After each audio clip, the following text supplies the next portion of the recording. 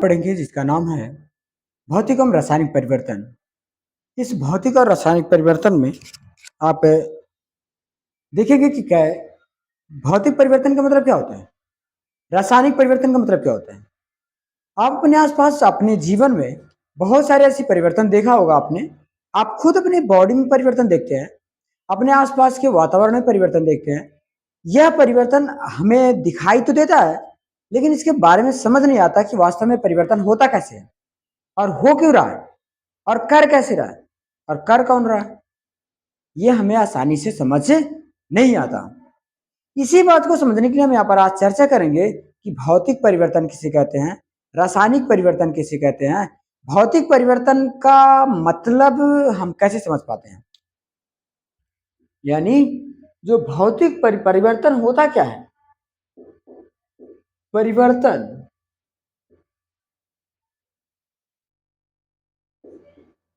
परिवर्तन किसे कहा जाता है, कभी आपने सोचा है।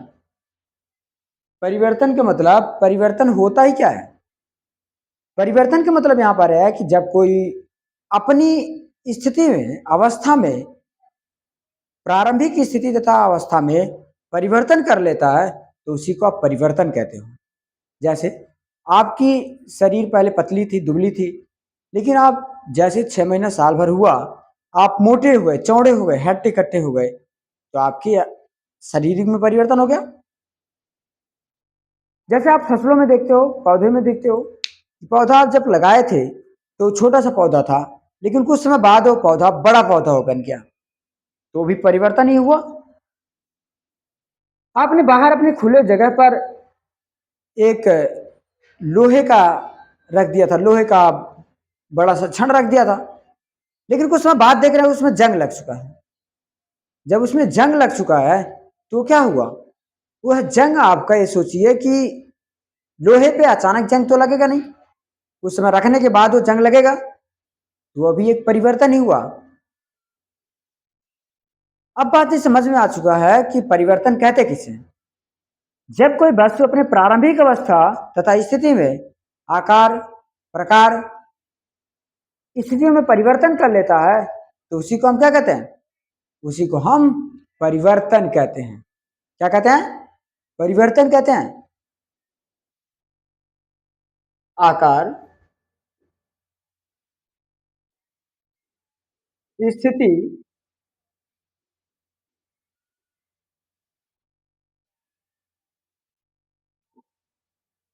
आकार, स्थिति, स्वरूप, इन सब में परिवर्तन कर लेता है। आकार, स्थिति, स्वरूप में परिवर्तन कर लेता है तो उसी को परिवर्तन कह सकते हो। परिवर्तन का उदाहरण आप देख ही रहे हैं, जैसे पौधे का बढ़ना, आपके शरीर का मोटा पतला होना, आपके शरीर की लंबाई में वृद्धि होना, लोहे में जंग लगना, आपके आवाज में परिवर्तन होना। आपकी मोमबत्ती जला दिया आपने, मोमबत्ती जल के राख हो गया, वाष्प में परिवर्तन हो गया उसके धुएं, तो ये परिवर्तन ही तो है। ये सारी चीजें आप परिवर्तन के उदाहरण हैं। क्या है, परिवर्तन के उदाहरण हैं। लेकिन आप ये बताइए, ये जो परिवर्तन है, परिवर्तन के प्रकार कितने होते हैं।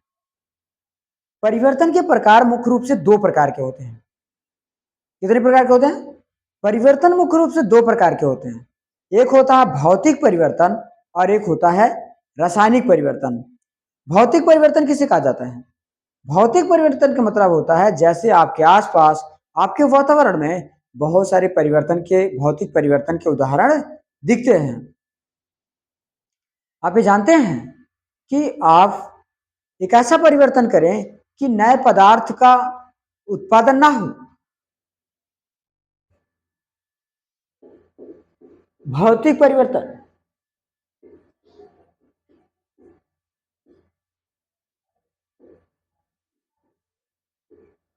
भौतिक परिवर्तन क्या है, भौतिक परिवर्तन वह परिवर्तन है जिसमें एक नए पदार्थ का उत्पादन नहीं होता है, उसी को हम भौतिक परिवर्तन कहते हैं। भौतिक परिवर्तन होता कैसे है और करता कौन है, और भौतिक परिवर्तन के लिए जिम्मेदार कारक कौन होते हैं? क्या उसमें नए पदार्थ का निर्माण होता है? आइए चर्चा करते हैं। जो भौतिक परिवर्तन होता है ना, भौतिक परिवर्तन में नए पदार्थ का निर्माण नहीं होता है, यानी इसमें किसी भी नए पदार्थ का निर्माण नहीं होता भौतिक परिवर्तन में। इसकी सबसे खास विशेषता होती है कि इसमें किसी नए पदार्थ का निर्माण नहीं होता है। जैसे आपने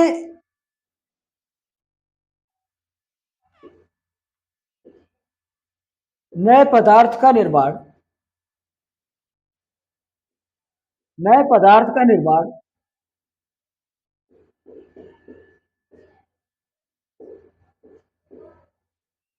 नहीं होता है।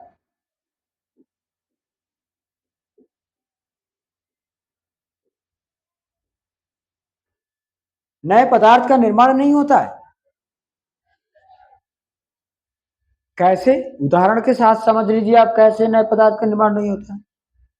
कभी आपने देखा होगा, जब आप कागज को मोड़ते हैं, कागज को मोड़ दिया आपने, कागज को मोड़ दिया, उस कागज के मोड़ने के बाद उसको पुनः खोल दिया, तो क्या उसमें कोई परिवर्तन हुआ?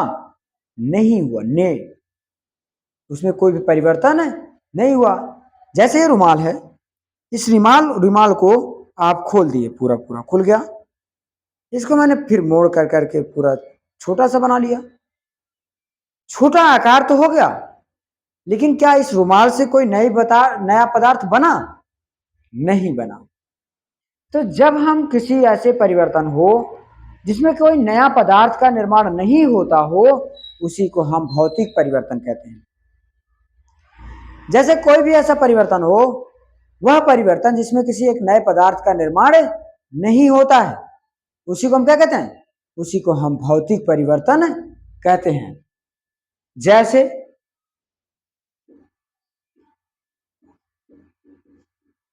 कागज का मुड़ना,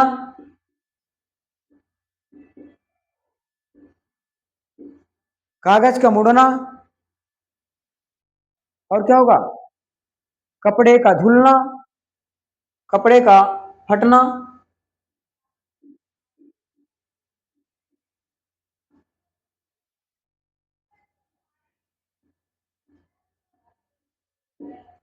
कपड़े का फटना, कागज का मुड़ना, कपड़े का फटना, नए पदार्थ का निर्माण नहीं होता है, इसीलिए हम इसे भौतिक परिवर्तन कहते हैं।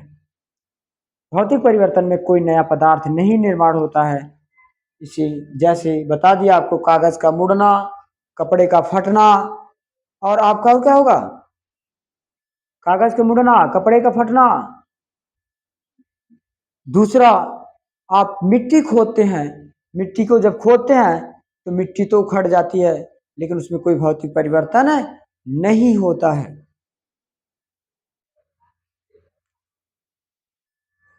इसके बाद एक दूसरा परिवर्तन कैसा होता है? दूसरा परिवर्तन होता है रासायनिक परिवर्तन। रासायनिक परिवर्तन का मतलब क्या होता है? रासायनिक परिवर्तन का मतलब होता है इसमें एक नए पदार्थ का निर्माण हो जाता है। अभी आप देखिए कैसे, इसमें कैसे परिवर्तन हो जाता है। देखिए, जब भी आप जब आप कोई ऐसा परिवर्तन करें जिससे एक नए पदार्थ का निर्माण हो जाए, तो उसे हम रासायनिक परिवर्तन कहते हैं। जैसे आप माना कि आपने C+ ऑक्सीजन ले लिया, तो क्या होगा? CO2 का निर्माण हो गया। जैसे आप कार्बन ले लिए, ऑक्सीजन ले लिए, इन दोनों के मिश्रण से आपका CO2 का निर्माण हो गया। क्या क्या है? यह एक रासायनिक परिवर्तन है। क्या है? यह एक रासायनिक परिवर्तन है। इसका और बहुत सारे उदाहरण होते हैं। यानी वह परिवर्तन जिसमें किसी एक नए पदार्थ का निर्माण हो जाता है, एक या एक से अधिक पदार्थों का निर्माण हो जाता है, उसे हम रासायनिक परिवर्तन कहते हैं। जैसे दीपक का जलना, दीपक का जलना, शरीर में परिवर्तन, शारीरिक परिवर्तन क्या होता है? रासायनिक परिवर्तन होता है, क्योंकि हमारे शरीर के अंदर क्या है? रसायन है, बहुत सारे पोषक तत्व हैं। इनमें परिवर्तन होता रहता है, जैसे कि हमारे बॉडी में आवाज़ का परिवर्तन होना, मुख में आवाज़ का परिवर्तन होना, हमारे शरीर में ब्लड का सर्कुलेशन का परिवर्तन होना और बहुत सारे ऐसी चीज़ें हैं जो हमें परिवर्तन का कारण बनाती हैं। यह परिवर्तन होता ही क्यों है? परिवर्तन होने के लिए जिम्मेदार कारक भी होते हैं। भौतिक परिवर्तन जल्दी नहीं होता, लेकिन रासायनिक परिवर्तन बहुत फास्ट तरीके से होता है। क्योंकि भौतिक परिवर्तन जो होता है वो परिवर्तित होकर करके थोड़े समय के लिए ही होता है, फिर वापस अपनी अवस्था में आ जाता। लेकिन जो रासायनिक परिवर्तन होता है वो लंबे समय के लिए परमानेंट परिवर्तन हो जाता है। जैसे आपने कार्बन और ऑक्सीजन को मिला दिया, कार्बन डाइऑक्साइड बन गया। ऐसे आपने Mg को मिला दिया ऑक्सीजन के साथ तो MgO बन गया। ऐसे बहुत सारे पोषक तत्व हैं जो हमारे पृथ्वी पर अपने अवस्था में परिवर्तन कर कर करके एक नए पदार्थ का निर्माण करते हैं। जैसे मोमबत्ती जलता है, जब मोमबत्ती जलता है तो मोमबत्ती जल कर करके पूरी तरीके से वाष्प में परिवर्तित हो जाता। तो अभी एक रासायनिक परिवर्तन है, क्योंकि जो नीचे के हिस्से बचते हैं वह नीचे के हिस्से मोमबत्ती का जलना,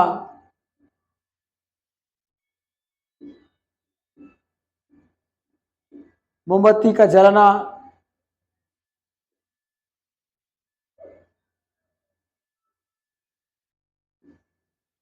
मोमबत्ती का जलना और क्या होगा,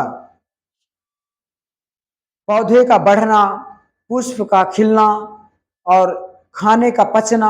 खाना जो हमारा होता है पचता है, रासायनिक परिवर्तन के माध्यम से ही पचता है।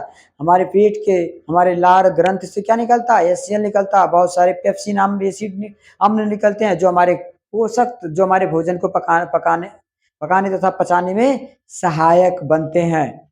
यह सभी क्या है, यह सभी हमारे रासायनिक परिवर्तन के उदाहरण है। जैसे अपने मान लो लोहे का छड़ लिया, आप जंगल में रख दिए या फिर आप खुले स्थान में रख दिए, तो खुले स्थान में रखने के बाद वह क्या होगा, वह पूरी तरीके से आपका जो लोहा होगा जंग लग जाएगा।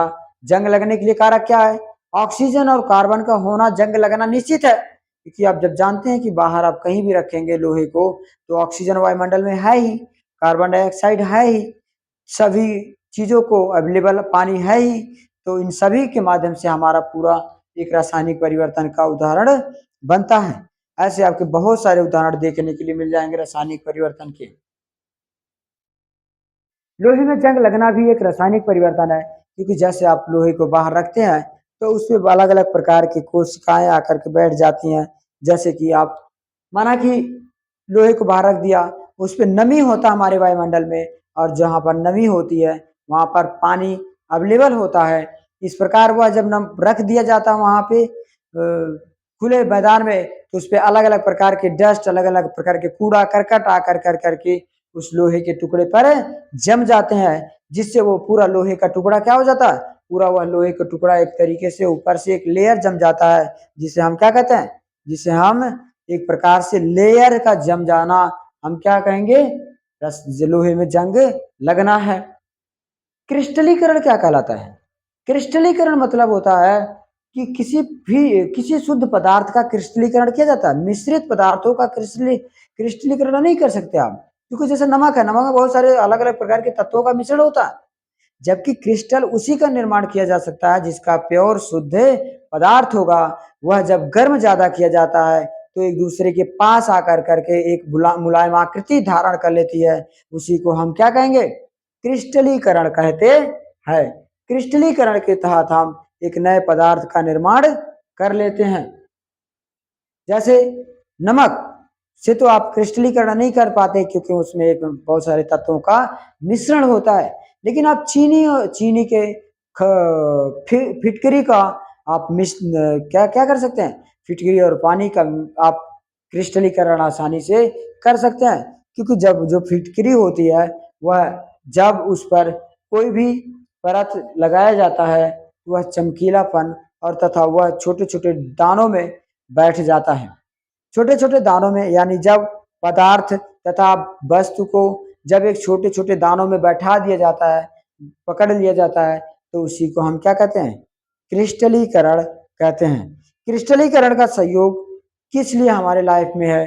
क्योंकि जो हमारे बहुत सारे क्रिस्टल का निर्माण किया जाता है वो क्रिस्टलीकरण प्रक्रिया के माध्यम से ही किया जाता है। क्रिस्टलीकरण प्रक्रिया के माध्यम से ही किया जाता है। वह जो पदार्थ होता है वह शुद्ध प्योर पदार्थ होता है, तभी उस पदार्थ का क्रिस्टलीकरण आसानी से हो पाता है, वरना उस पदार्थ का क्रिस्टलीकरण आसानी से नहीं हो पाता। यशत लेपन क्या है?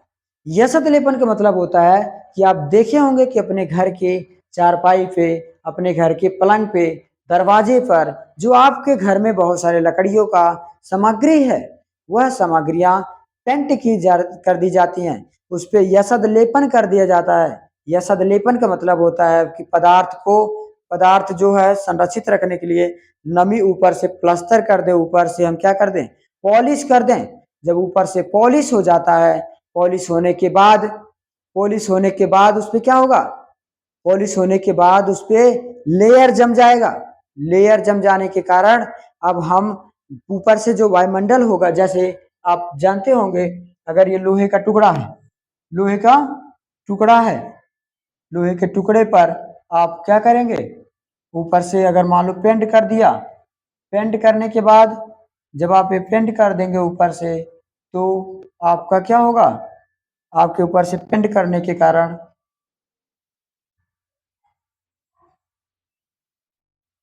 आपके ऊपर से पेंट करने के कारण हम क्या करेंगे, ऊपर से पेंट करने के कारण इस पे जो नमी होगा, क्या होगा, नमी होगा, यह नमी सोख लेगा इसको। अब ये सोखने, जो पहले जब पेंट नहीं किया गया था तो ये सोख लेता था, क्या करता था, सोख लेता था, यह नमी सोख लेता था और उसको जंग लगा देता था। लेकिन जब इस पे पेंट हो गया, पेंट होने के कारण इस पे वो नमी टिकती नहीं है, वो फिसल कर करके बाहर गिर जाती है, अर्थात इस पे पानी नहीं टिकता, वह फैल जाता है, बाहर की तरफ सरक कर चला जाता है। जब इस पे पानी और नमी धूल मिट्टी नहीं टिक पाती तो इस पे जंग लगना संभव नहीं है, क्योंकि जैसे इस पे नमी आएगी, पानी आएगा, गिरेगा, वो स्लिप होकर करके दूसरी बह जाएगा। जबकि अगर ये जंग अगर इस पेंट को नहीं किया जाता, उस पर पानी बरसता, बरसने के बाद पानी जाम कर देता, जम जाता उस पे, और वह पानी को सोख कर करके, कुछ मात्रा में पानी को सोख कर करके जंग लगा देता उस पे, और वह ऊपर से वायुमंडल आता तो और जंग बेहतर तरीके से लग जाता। यानी हमारे वायुमंडल में नमी है, हमारे वायुमंडल में जो नमी है, वह नमी जब हमारे लोहे पर पड़ती है तो उस पर बहुत सारे धूल मिट्टी भी पड़ जाते हैं साथ में, तो वह एक पूरा कचरा नुमा संरचना, कचरा बन जाता है, और वह पूरा कचड़ कीचड़ आपके जो लोहा है, लोहा पे जम जाता है, और वह पूरे लाल लाल कलर की एक परत लग जाता है। उसी को हम क्या कहते हैं, उसी को हम जंग कहते हैं। और जंग ज्यादातर उन बर्तनों पर नहीं लगता जो यशद लेपन के माध्यम से संरक्षित किए गए हैं, यशद लेपन के माध्यम से हम उसको सुरक्षित करे हैं, इसीलिए हम इसे क्या कहेंगे, यशद लेपन कहते हैं। मुझे उम्मीद है आपको कुछ समझ आया होगा। हमें पहले दोबारा एक बार रिवीजन कर लीजिए कि मतलब इसका क्या है, भौतिक परिवर्तन का मतलब क्या है, रासायनिक परिवर्तन का मतलब क्या है, क्रिस्टलीकरण का मतलब क्या है, यशद लेपन का मतलब क्या होता है। भौतिक परिवर्तन का मतलब होता है कि वह परिवर्तन जिसमें किसी एक नए पदार्थ का निर्माण नहीं होता है, किसी एक दूसरे नए पदार्थ का निर्माण नहीं होता है। जो प्रारंभिक पदार्थ होता है वही प्रारंभिक अवस्था में बना रहता है, किसी और अन्य पदार्थ का निर्माण नहीं होता है।